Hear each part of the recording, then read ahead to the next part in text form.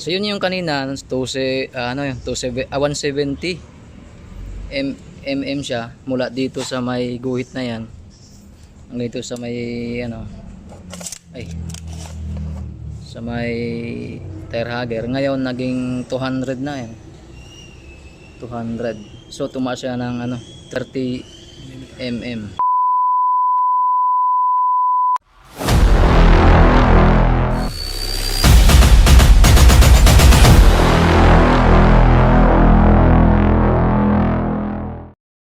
So yun mga paps, good morning, mag-unboxing tayo ngayon ng shock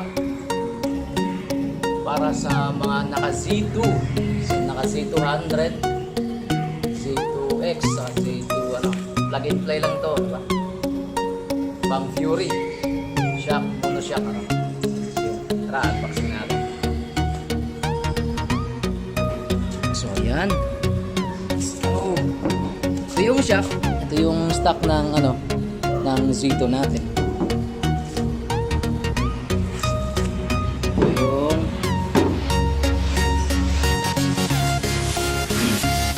Ito yung Lazada to.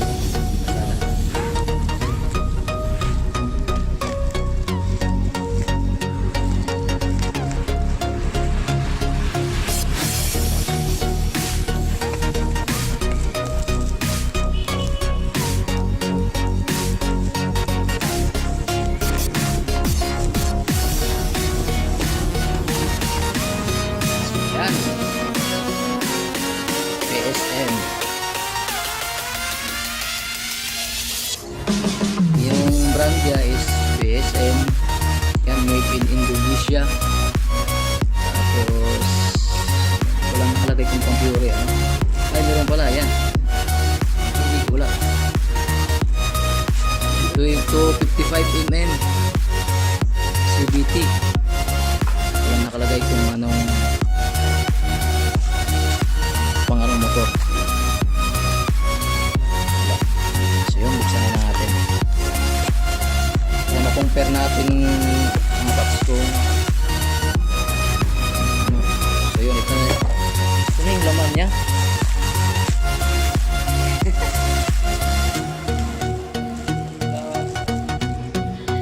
Ito na yan, laki, grabe laki.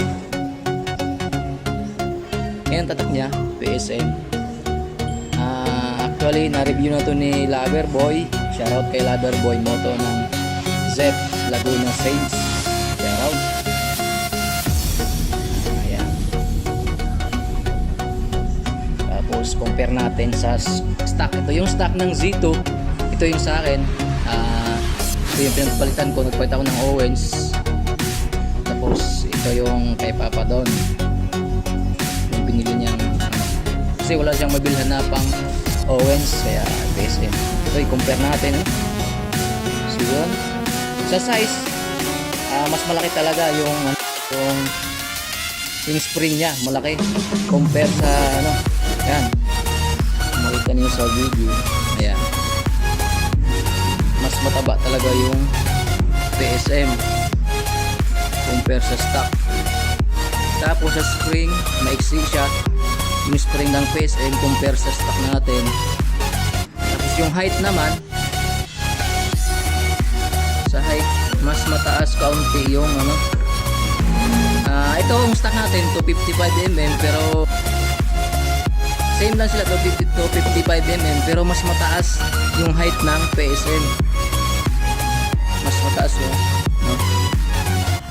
Siguro nasa ilang yan, ilang mm bang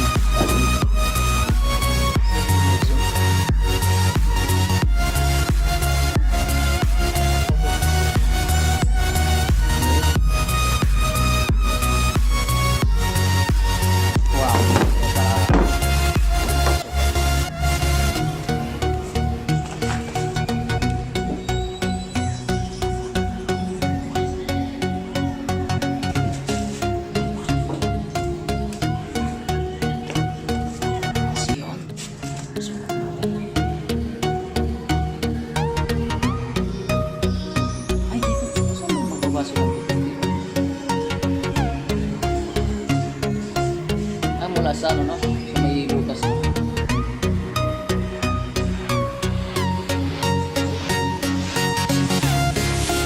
Ito yung 255.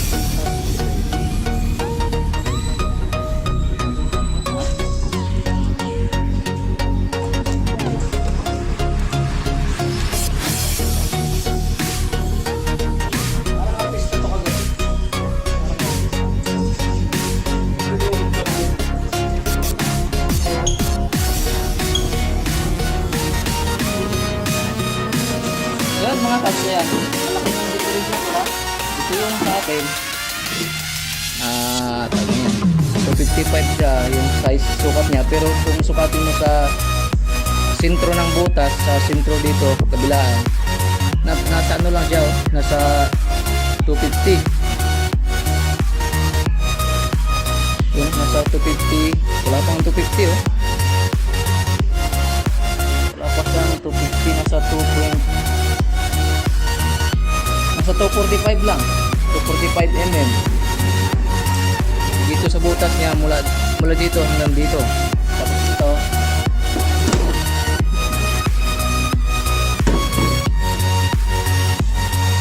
ayan,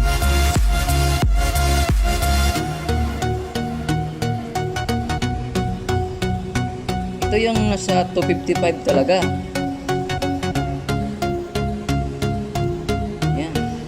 55 mm mula dito hanggang dito sa butas niya. Sa taas naman, kung i-compare nila pa ganun, mas mataas talaga yung PSM.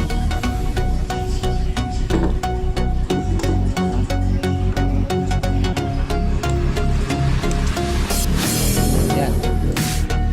Yan yung height niya. Taas na taas.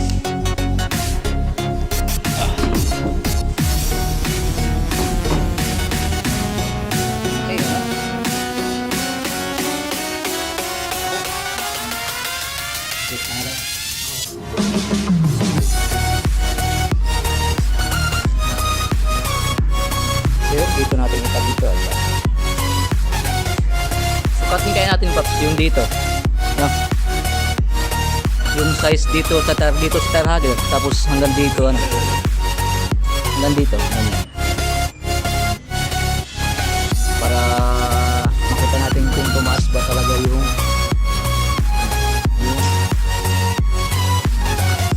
shock niya.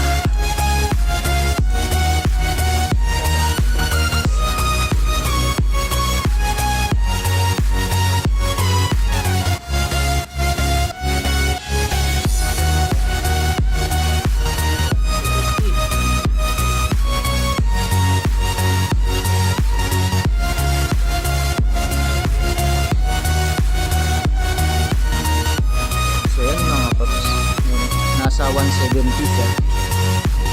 Yan, ito. Nasa 170 mm siya yung pag nakastock. Mula dito sa, nagbabase tayo sa tarhagger. Mula dito sa may line na. Yan yung before. Sige, kabit na natin.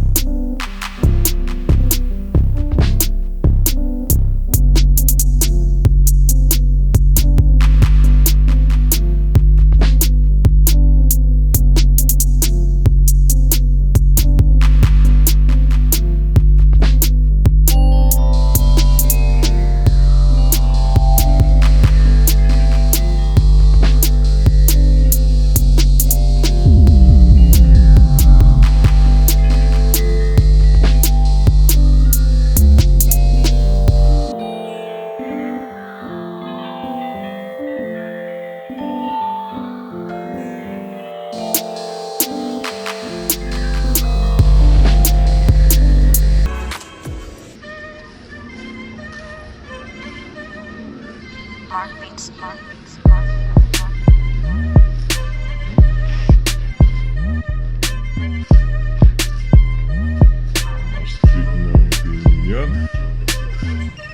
Yun yung kanina. Yung kanina.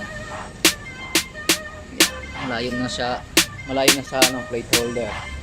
So may plaka.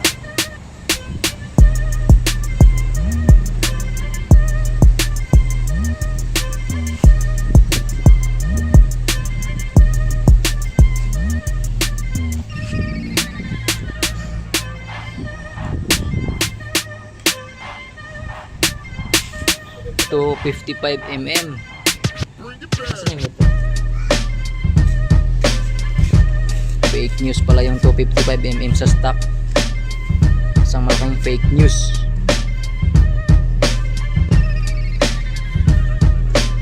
Kung sukatin natin yung sa mismong butas nya, yan, yan, gitna yan ha. Baka sabihin yung di namin ginitna. Yan, gitnang gitna, yan. Tapos yung dito sa may butas yan, to 45mm lang. Yan, to 45, hindi po 255. Yan, no? Yan yung gitna nya, 245. Ito isa. Tapos ito yung sa akin, pinapalitan ko rin ng Owens. Yan, gitna. Tapos yan, 245 pa rin. Shout out. Ay, ito pala yung sayo. Baliktad. 45mm lang yung stock natin, mga paps. Siya 255.